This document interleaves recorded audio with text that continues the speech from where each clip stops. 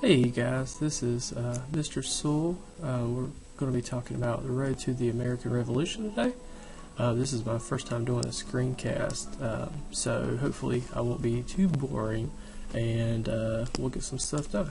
So, we're going to be talking about the road to the American Revolution. Go ahead and take a minute to write that in your notes, social studies notes of course. Road to the American Revolution. And we're going to talk about the causes of the American Revolutionary War. We talked about causes and effects all year. You talked about it since you were in kindergarten. So we're going to talk about the causes of the American Revolution today and see how everything got started. So let's go ahead and get moving. The first thing we're going to talk about, the first cause, it goes back way before the war began with the French and Indian War. Okay. Although it sounds like it was not a war between the French and the Indians. They were actually on the same team and they were fighting against the British. There's a video next that discusses the in this wonderful episode. Sorry about that. And she has a very annoying voice, but she does a good job of summarizing all the causes. So hopefully by the time you get done listening to her, you'll be ready to hear my voice again.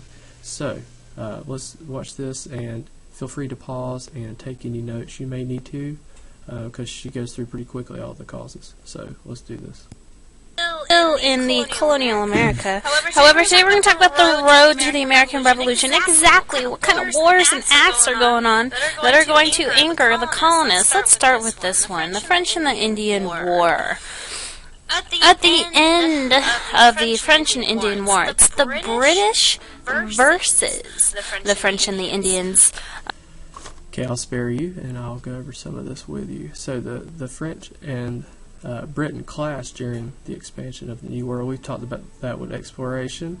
When that was going on, the French and the British were enemies, and actually that trend will continue for quite a while.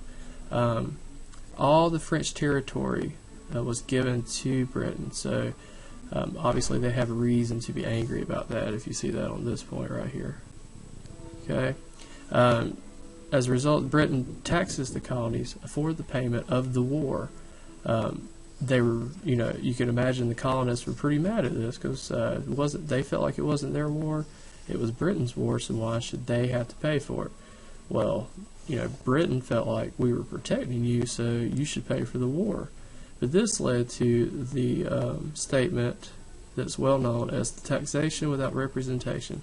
A lot of times when you talk about the causes of the Revolutionary War, that's the main one you hear, is that the colonists were sick of taxation without representation. They had no one to represent them in England when the Parliament voted.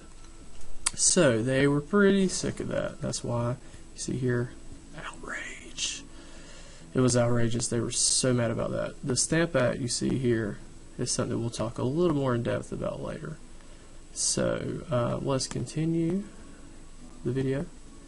And the expansion westward. It's also called the 7 Years' War. Write that down. Very, very important. Well, at the end of this war, the French will lose, and the French territory will be given to the British.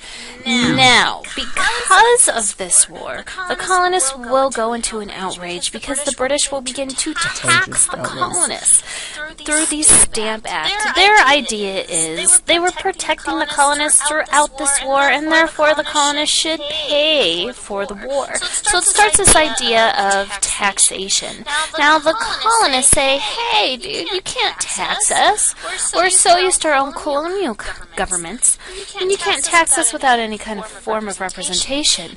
And the stuffy old British respond back with, yes we can, we have virtual representation within our government, meaning we act on your behalf.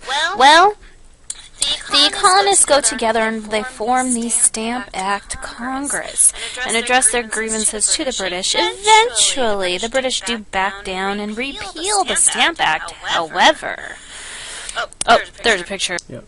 So what I want you guys to do, we're just going to stop here and review what we just learned about the French Indian War. I want you to write 2 sentences summarizing